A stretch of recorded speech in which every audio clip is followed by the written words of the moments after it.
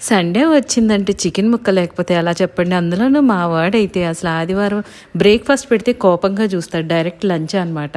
ఇక రొటీన్‌గా కాకుండా డిఫరెంట్‌గా కొంచెం అప్పుడప్పుడు స్పైసీనెస్ తక్కువ, అలాగే మసాలాలెక్కువ. కొంచెం చికెను అందులోకి అల్లం వెల్లుల్లి పేస్టు, పావు స్పూను జీలకర్ర పొడి, పావు స్పూన్ ధనియాల పొడి, అలాగే పావు స్పూన్ గరం మసాలా కూడా వేసేసి, ఉప్పు, కారం, పసుపు, అలాగే 2 స్పూన్లు నూనె, నిమ్మరసం వేసి బాగా మ్యారినేట్ చేసేసి ట్యూషన్‌కి పంపించాను. తీసుకొని వచ్చేసాననమాట. ఈలోపు అది బాగా చక్కగా నానిపోయింది. ఇక పాన్ పెట్టుకొని ఆయిల్ వేసుకొని మ్యారినేట్ చేసిన చికెన్‌ని వేసేసి మీడియం ఫ్లేమ్‌లో చక్కగా కుక్ అవ్వనివ్వాలి. ఇక వాటర్ కూడా యాడ్ చేయకూడదనమాట.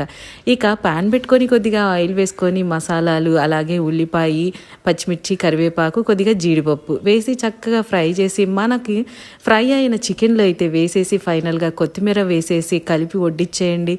కొంచెం డిఫరెంట్గా ఉంటుంది. బట్ టేస్ట్ అయితే సూపర్గా ఉంటుందన్నమాట.